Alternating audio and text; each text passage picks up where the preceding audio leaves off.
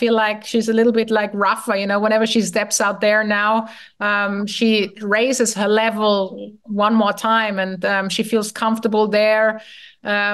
Yes, I mean, of course, you know, she has to play one match at a time, but I think she will be hard to beat. Some players, you know, who embrace it, and I think Iga has, you know, she doesn't get enough credit of how she's performing and how she's playing in the last couple of years, especially since Ash Barty retired. She got to number one in the world suddenly, and you know, she's had her ups and downs, but at the end of the day, she's been unbelievable successful. And I think there will be a lot more we're going to see from Iga over the years. You know, she could go down as, she already is a legend, you know, but go down as a real legend, winning many more Grand Slam titles. She's only 22, so time is on her side.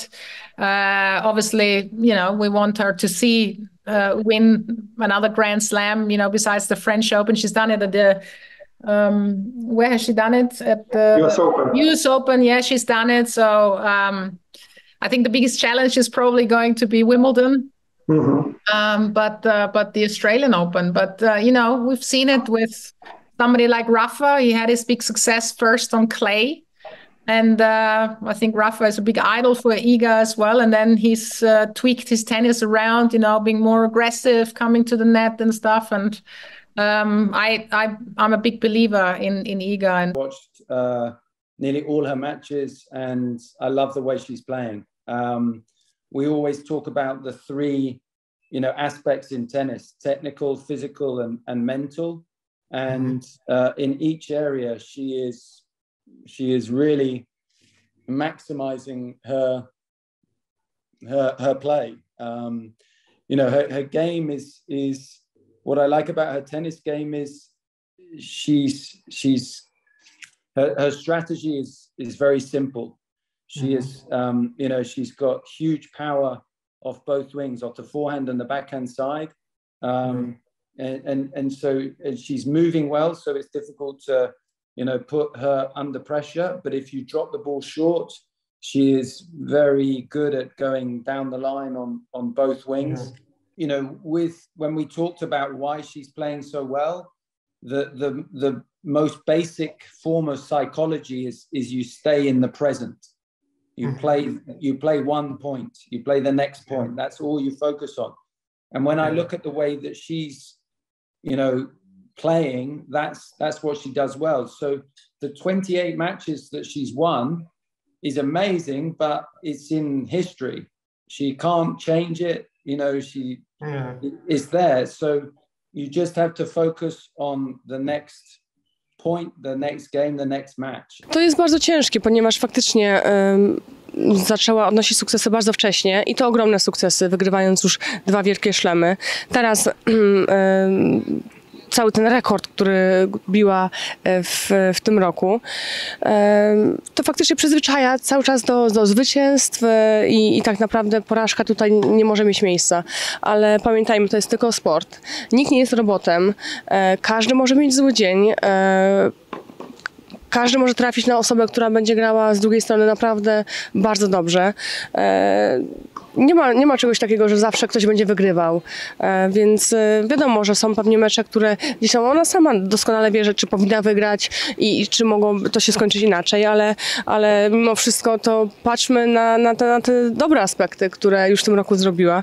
Skończy jako numer 1. Zrobiła tyle, że inne zawodniczki nawet przez rok tyle nie zrobią punktów, więc no niestety mamy też chyba taką mentalność trochę w Polsce, że bardziej pamiętamy te złe rzeczy niż te dobre i to jest ogromny błąd, bo tyle, co zrobiła już w tym roku, to tak mówię, no to jest godne podziwu i ciężko będzie komukolwiek to kiedykolwiek powtórzyć, a my pamiętamy mecz przegrany jeden czy drugi. Tak mówię, no takie mecze też się będą przydarzać i trzeba z tym żyć i tyle. I jedna i druga była bardzo utalentowana, tak? Tylko 2 różne charaktery.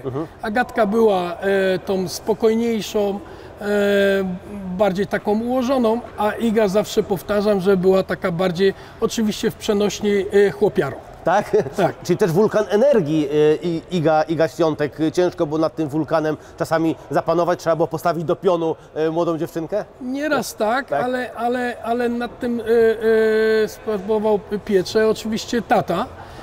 Ja byłem bardziej od trenowania, a przez to, że ona była bardzo zaangażowana, bardzo chętna do pracy, a przy okazji zmotywowana, to ja nie miałem problemu na korcie. Proszę Państwa, każdy z nas, Panie redaktorze, zadam Panu pytanie, czy jak Pan codziennie przychodzi do pracy, chce się Panu z taką samą energią pracować jak z największą? Nie. Są dni, są, jak to ja mówię, takie okresy, że człowiek mówi, ojeju, to mam to wyjść na ten kort, to ten.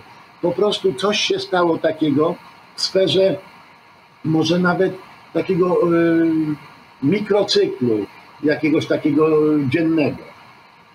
I trzeba zrozumieć, każdy człowiek z nas ma słabszy dzień. My siebie rozumiemy. Musimy tutaj zrozumieć Igę. Ja powiem jedną rzecz. Iga, spokojnie. Tobie można zaśpiewać tą piosenkę, jak śpiewają kibice po laniu, które dostaliśmy w Brukseli. Nic się nie stało, Polacy, nic się nie stało. Oh, she's an amazing player. I don't watch a ton of tennis, and I hadn't watched a lot of women's tennis, but we got the chance to see it at the United Cup this year when we played Poland, and so I really got to watch her up close playing for the first time, and I was extremely impressed with how fast she is and how she can move on the court, and kind of just how intense she is. I was really impressed, and I definitely got to see why she's the best player in the world. One should be so honored from what Iga is doing. I mean, it's so difficult to ask for more to Iga. I mean, she's been dealing with so much pressure during the clay court season. She's been winning everything, and she ended up winning the biggest event at Roland Garros, which it was her biggest goal. I think from then on, it was normal to have a little bit of a down, of energy, psychologically, physically, and then she's building up her game again on the hard courts. Of course, on clay, there are less players that can hurt her game because she's got more time. She's got so much power. She can hurt them with the forehand, and also the backhand. And she's moving extremely well, which on clay is very important. But on hard courts, there are players that can attack a little bit more her forehand, and maybe they hit more winners into her that usually on clay, she's capable to put more balls on court. So there is no worry for Iga at all. It's just that it's not normal what she's been doing during the springtime. That was almost impossible, and I think it's very difficult to repeat, even if I think that she can have a long run again on clay in the next seasons because she's very difficult to beat. Hard, she can play well, of course, but she needs to, she's a little bit less effective on her game than on clay.